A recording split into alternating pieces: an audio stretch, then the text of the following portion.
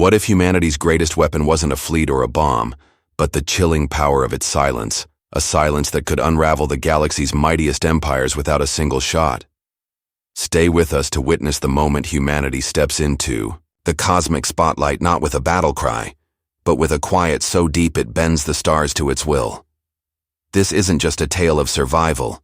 It's the epic of how humanity redefined power, leaving the galaxy in awe and fear. Drop a hey there in the comments to join this journey, and let's uncover the secret that made the cosmos tremble. A secret that'll change how you see everything. The Starforge Vanguard hung like a silent predator in the void, its obsidian hull shimmering faintly under the pale light of a distant yellow star. A reconnaissance cruiser of the Galactic Council's Sentinel fleet, it was a marvel of engineering. A sleek, crescent-shaped vessel adorned with crystalline spires that refracted starlight into prismatic patterns across its surface. Inside, the command deck buzzed with a quiet efficiency that belied the tension simmering beneath. Holographic interfaces floated in the air, their translucent displays projecting star charts, telemetry data, and real-time scans of the surrounding system. Neural-linked consoles hummed softly, their interfaces glowing with a bioluminescent sheen as they connected directly to the minds of the crew, allowing for instantaneous command execution. The air carried a faint metallic tang, a byproduct of the ship's advanced ion recyclers, while the low hum of the quantum reactors resonated through the deck like a heartbeat. The crew was a tapestry of galactic diversity, each species contributing its unique strengths to the Sentinel fleet's mission. The Crithari, with their shimmering scales and forearms, stood at the helm of command roles, their compound eyes capable of processing multiple data streams simultaneously. The Silthar, their bioluminescent tendrils glowing softly along their necks, manned the sensory and communication stations, their heightened empathic abilities making them ideal for interpreting subtle signals. The Zorvani, a rarer presence, worked at the engineering consoles, their crystalline exoskeletons refracting light in dazzling patterns as they moved, their minds attuned to the harmonic frequencies of machinery. It was a harmonious operation, a microcosm of the Galactic Council's vision of order, a vision that had maintained peace across 30 galaxies for millennia through careful, deliberate integration of species. At the center of the bridge sat Admiral Clethar Vren, his presence as commanding as the ship he led. His forearms were folded in a display of controlled authority, two crossed over his chest plate and the others resting on the armrests of his chair. His scales, a mosaic of emerald and cobalt, rippled faintly, a subtle sign of impatience among the Crithari. His compound eyes, glowing with a soft amber hue, surveyed the deck with precision, missing nothing. Clethar was a veteran of 400 cycles, his scales scarred from countless campaigns, each mark a testament to his survival. The most prominent scar ran across his left flank, a jagged white streak from the Virus War, a conflict that had nearly broken the Council's eastern frontier 200 cycles ago. The memory of that war flashed unbidden through Clethar's mind, as vivid as the day it happened. He had been a young commander then, leading a fleet against the Zetherians, a species that had promised peace only to betray the Council with a devastating ambush.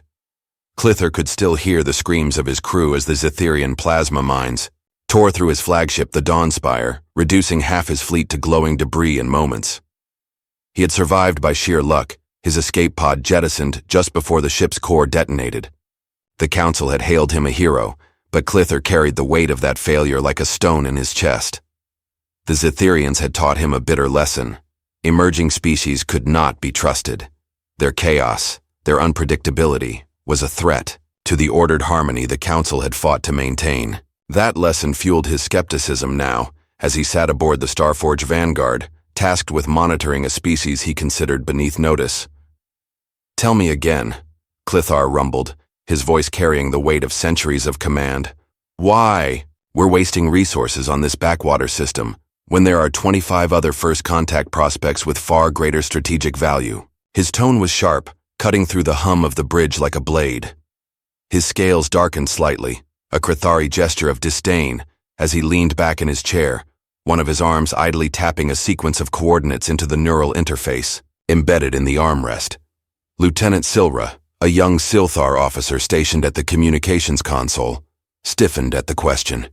Her bioluminescent tendrils, which ran along her neck and shoulders, quivered nervously, their soft blue glow dimming as her anxiety spiked. She was new to the Starforge Vanguard, having joined the crew only 30 cycles ago, and Clethar's reputation as a hardline commander made her wary. "Admiral, this is about the humans, from the third planet, Earth," she replied cautiously, her voice soft but clear. She adjusted her posture, trying to project confidence despite the tremor in her tendrils. Clethar's scales darkened further, the emerald hues shifting to a deeper cobalt. "Earth, humans, those primitive bipeds who haven't even breached the Relvax threshold for faster-than-light travel," he said, his tone dripping with derision. "Why does the Council care about a species so far behind? They're barely out of their technological cradle." His words carried the weight of his past, the Zetherian betrayal echoing in his mind. To Clethar, emerging species were either threats to be contained or irrelevancies to be ignored. The humans, with their rudimentary technology and chaotic history, seemed firmly in the latter category. Silra hesitated, her tendrils dimming further as she sensed Clethar's impatience. She took a deep breath, her empathic abilities picking up the undercurrent of distrust in his aura. "Sir, recent intelligence suggests they've made unexpected progress," she said, her voice steadying as she spoke. "High Command believes they may be on the verge of breaking the Relvax threshold, potentially within a decade, not the century we projected." Her tendrils flickered briefly, a sign of her own uncertainty.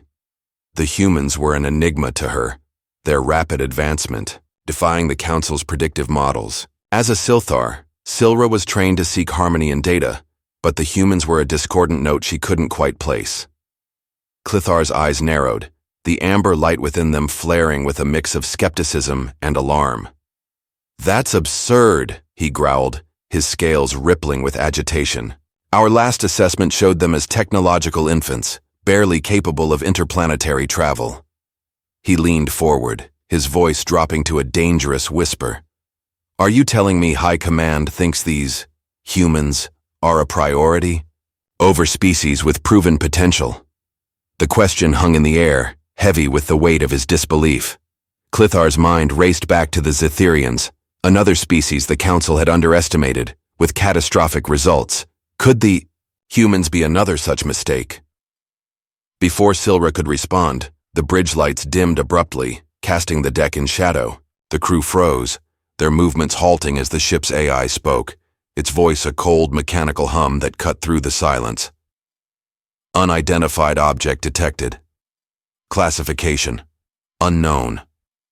Distance: 1.5 million kilometers and closing at an accelerated rate." Clethar's scales shifted instantly to a crimson alert pattern, a visceral Crethari response to danger. He straightened in his chair, his forearms uncrossing as he gripped the armrests, his eyes locked on the view screen. "Put it on the main screen, now!" he barked, his voice a whip crack of authority.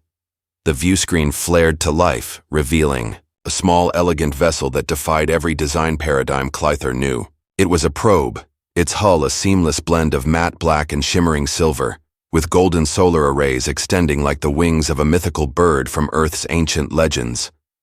A central core pulsed with a haunting violet light, the glow casting eerie shadows across the bridge as it reflected off the crystalline spires of the Starforge Vanguard's interior. The crew gasped audibly, their voices a mix of awe and fear. Clethar's scales flickered between suspicion and dread, the violet light playing across his face like a ghostly warning. He had seen many ships in his 400 cycles, warships, freighters, diplomatic envoys, but nothing like this. It was too perfect, too alien, even for the galaxy's vast diversity.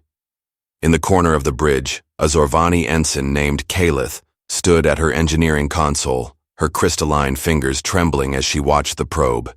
Her exoskeleton refracted, the violet light in dazzling patterns, but her mind was elsewhere. She had joined the Starforge Vanguard to escape the rigid hierarchies of Zorvan Prime, seeking freedom in the stars.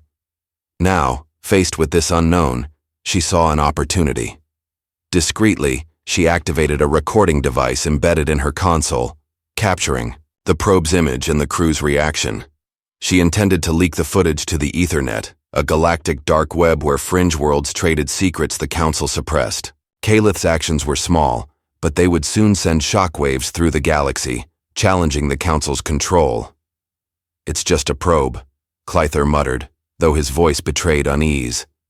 He forced his scales to calm, the crimson fading back to cobalt, but the tension in his frame remained.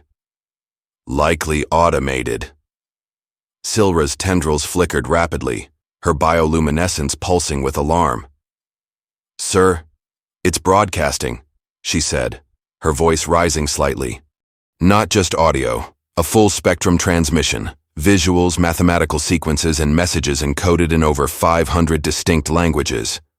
Her empathic senses caught a strange undercurrent in the signal: confidence, curiosity, and something else. A quiet strength that unnerved her. Clythar's eyes widened, the amber glow intensifying. "Play the primary message," he commanded, his voice steady, but laced with anticipation. The speakers crackled briefly, then a human voice filled the bridge, calm, deliberate, and unnervingly warm. "Greetings from Earth. If you're receiving this message, we've finally mastered the art of a proper introduction. We've been observing your vessels for decades, and to be honest, we got tired of waiting for you to say hello. So we decided to take the initiative and drop by." Clythar's scales bleached to a stark white, the creathery color of shock, as the weight of the words sank in. "They've been watching us?" he whispered, his voice barely audible. Silra nodded, her tendrils quivering. "There's more, sir," she said, her voice trembling. "They say this is an unmanned probe, sent as a first diplomatic gesture. They claim it's harmless, mostly harmless, unless we attempt to capture or tamper with its systems. In that case, they've embedded certain safeguards. Nothing fatal, just enough to emphasize the importance of respecting boundaries." The voice continued, its tone unshaken, carrying a quiet authority that sent a chill through the bridge. "We seek formal contact on equal footing. This probe will await your response for precisely 24 Earth hours before returning home. As a token of goodwill, we've included a sample of our culture, music we call jazz. We hope you enjoy it." The transmission cut off, replaced by a chaotic symphony of sounds, brassy, syncopated, and utterly alien, that grated against Clythar's sensory membranes. "Shut that racket off!" he snarled, his scales pulsing with agitation. The bridge fell silent, but the air thrummed with tension, the crew exchanging uneasy glances. Silra spoke softly, her tendrils dimming further. "Sir, should I initiate standard first contact protocols for a response?" Clythar's eyes remained fixed on the screen, his mind racing with the implications of the message. The humans had been watching them, watching the Council, the supposed pinnacle of galactic order, for decades. They had bypassed every safeguard, every protocol, and now they were here announcing themselves with a confidence that bordered on arrogance. Clythar's past whispered warnings of betrayal, but something in the human's tone, a quiet strength, a refusal to bow, stirred a different emotion in him. Curiosity. "No," Clythar said finally, his voice a low growl. "Something's wrong here. Scan that probe down to its core. I want to know exactly what these safeguards are." Silra's tendrils danced across her console, her bioluminescence dimming further as she worked. "Initial scans indicate this can't be correct," she said, her voice rising with alarm. "What do you mean?" Clythar demanded, leaning forward, his scales rippling with tension.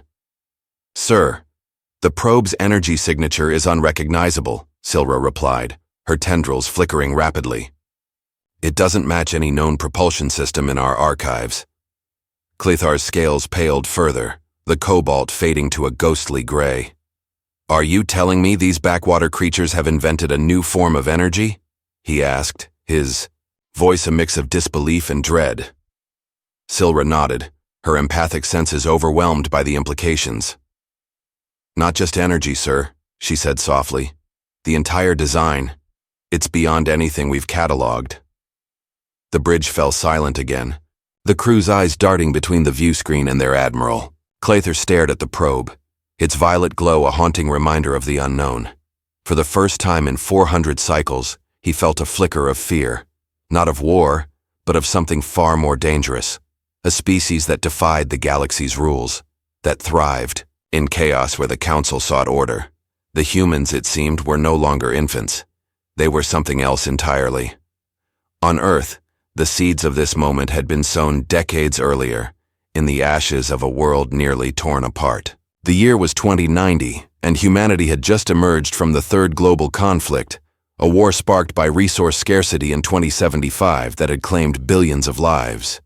The Treaty of Ashes, signed in the ruins of New York City, united the planet. Under the Earth Alliance, a governing body born from necessity and tempered by resilience. At the heart of this alliance stood Dr. Alara Voss, a neuroscientist whose brilliance was matched only by her determination. Alara had lost her right arm in a childhood explosion, a tragedy that fueled her drive to understand the human mind's capacity for adaptation. Now, with a sleek prosthetic arm that hummed softly with neural implants, she led the Eidolon Project, a covert initiative to decode the Galactic Council's communications. The Eidolon Project, housed in a sprawling, underground facility beneath the Antarctic ice, was a testament to human ingenuity. Its neural network, inspired by the empathetic connections of the human brain, had cracked the Council's encryption in 2083, revealing their covert operations, abductions, memory wipes, and observation posts on Mars and the Moon. Alara's team worked tirelessly, their screens glowing with streams of alien data, each breakthrough a step closer to humanity's galactic debut. Alara often stood at the facility's central hub, her prosthetic arm interfacing with the network, her gray eyes reflecting the violet hum of the Nexus Drive, a faster-than-light propulsion system developed in parallel. The Nexus Drive project was overseen by Admiral Jackson Reed, a former Marine whose scars told a story of sacrifice. Jackson had fought in the Battle of New Sahara, the final conflict of the war, where he'd lost his left eye to a plasma grenade while shielding his squad. Now, with a cybernetic eye that glowed faintly blue, he commanded the Earth Alliance's nascent fleet, his resolve unyielding. The Nexus Drive, a marvel of engineering, was housed in a massive chamber, its violet core pulsing like a heartbeat as engineers fine-tuned its quantum matrix. Jackson often walked the chamber's catwalks, his boots echoing against the steel, his mind replaying the screams of New Sahara. This drive, he knew, was humanity's ticket to the stars, a chance to redeem his past by securing a future. Humanity's preparation wasn't just technological, it was cultural. The Festival of the Forge, a global ritual held annually in the rebuilt Central Park, celebrated adaptability and resilience. Thousands gathered under holographic skies, watching dancers perform the Dance of Evolution, a choreography that traced humanity's journey from fire makers to star reachers, set to the syncopated rhythms of jazz. Jazz, with its chaotic creativity, had become a symbol of human spirit, its notes weaving through the festival like a thread of defiance. During the 2095 festival, Alara took the stage, her voice amplified across the planet. "We forge our future in silence," she declared, her words a rallying cry. "Not with pleas, but with purpose. The galaxy will know us, not as subjects, but as equals." Her speech, broadcast to billions, ignited a fire in humanity's collective heart, setting the stage for their cosmic ascent. The probe's arrival aboard the Starforge Vanguard sent shockwaves far beyond the ship's bridge. Calith's decision to leak the footage to the Ethernet, a galactic dark web frequented by fringe worlds, unleashed a torrent of speculation and fear. On Venaris Prime, a lush planet of cascading waterfalls and bioluminescent forests, the Venari convened a clandestine meeting. Ambassador Lyraean, a Venari diplomat with silver feathers that shimmered like moonlight, addressed the assembly in a cavern lit by glowing moss. "The humans embody a spirit of defiance," she proclaimed, her voice echoing with conviction. "They challenge the Council's oppression, its rigid order. We must ally with them, for in their chaos lies our freedom." Her words, recorded by hidden devices, spread to other minor species, planting seeds of rebellion against the Council's dominance. Meanwhile, a Telthar warlord named Zargoth, his scales a mottled black from years of battle, seized a fragment of the human probe, a quantum shard that emitted unknown signals. In the shadowed halls of his warship, the Iron Fang, Zargoth's engineers analyzed the shard, their instruments crackling with energy. This could be a weapon, Zargoth growled, his claws scraping against the shard's surface. A tool to crush the Council and these humans. His plan to weaponize the shard escalated tensions as whispers of his actions reached Council outposts in the Therian Belt, a lawless region of asteroid mines and pirate dens. Those outposts, already strained, began reporting malfunctions. Human-coded viruses embedded in the probe systems had infiltrated their networks, disabling defenses and sowing chaos. The galaxy buzzed with rumors of the humans as void specters, a myth that amplified their feared reputation. Within the Council, fractures deepened. Councillor Vrothgar of the Draconith, a towering figure with obsidian wings and a voice like thunder, stood in the Nexus Prime's war chamber, advocating for military action. "The humans are a threat," he roared, his wings flaring. "Their viruses, their probe, they mock our order. We must strike first." Across the chamber, the Elithar delegation, their forms shimmering like liquid light, countered with a plea for peace. "War will only hasten our downfall," their leader Elisar intoned, their voice a harmonic hum. "The humans offer a new path, cooperation, not conquest." The debate raged, splitting the Council into factions, each move amplifying humanity's influence before they even arrived. Nexus Prime, a crystalline megastructure orbiting a pulsar, was a marvel of galactic engineering, its spires of liquid crystal refracting the pulsar's light into rainbows that danced across its surface. The Hall of Eternity, a gravity-defying chamber at the heart of the station, hosted the Council's emergency session. The chamber's walls shimmered with bioluminescent algae, casting an ethereal glow over the assembled delegates. Hundreds of species, from the insectoid Triaxians to the gaseous Pelna. Supreme Councillor Janara Thalis, a Krathari elder with scales of silver, stood at the center, her voice steady despite the chaos. "The humans approach," she announced, her scales pulsing with concern. "Their speeds defy our understanding of physics." As if on cue, the human fleet arrived, led by the Elysium Vanguard. The ship's organic design, curved hulls inspired by Earth's oceans, contrasted sharply with the Council's angular tech, its violet Nexus drive glowing like a star. Admiral Jackson Reed, his cybernetic eye scanning the chamber via hologram, addressed the Council. "We come as equals," he said, his deep voice resonating. "Not to disrupt, but to join." Before objections could rise, a golden shimmer appeared in the chamber's center, a matter transmission portal. Dr. Elara Voss and her team stepped through, their presence a shockwave. Vrothgar's secret pact with the Telthar to sabotage the meeting failed as humans neutralized an EMP attack with adaptive shields, their tech adapting in real time.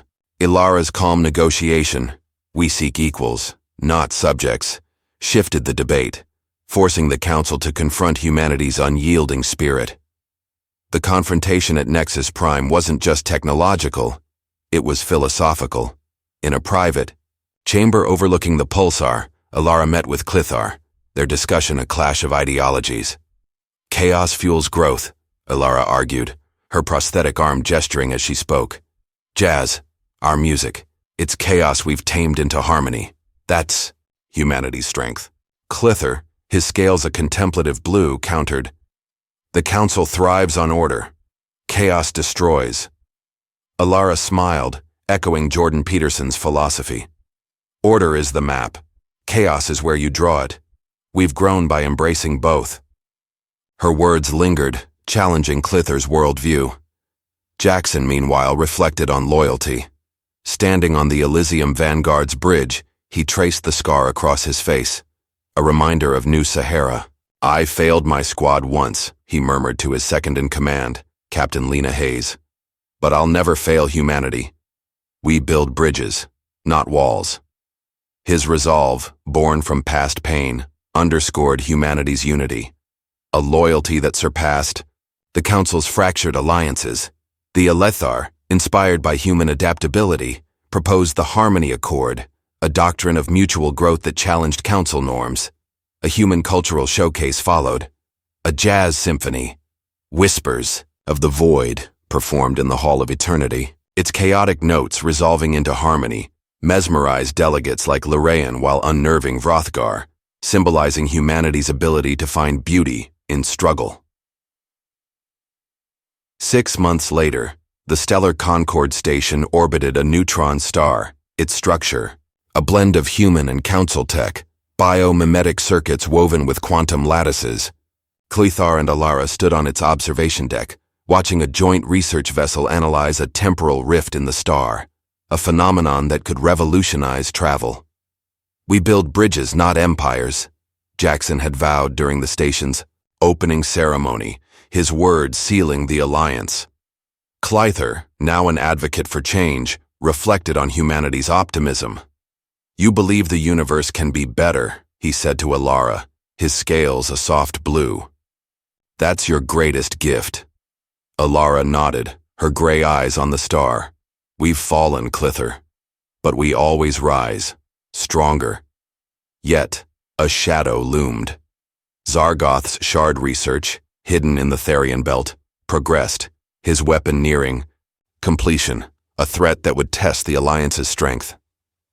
The galaxy had learned to fear humanity's silence, but its true test was yet to come. Hey, Star Voyagers, did humanity's silent rise blow your mind? Drop "hey there" or your "so" favorite human trait in the comments. We'll feature the best in our next video. Sci-Fi sparked my love for the stars as a kid. What inspires you? Hit subscribe, give us a like, and share this epic with every fan you know to keep our journey alive.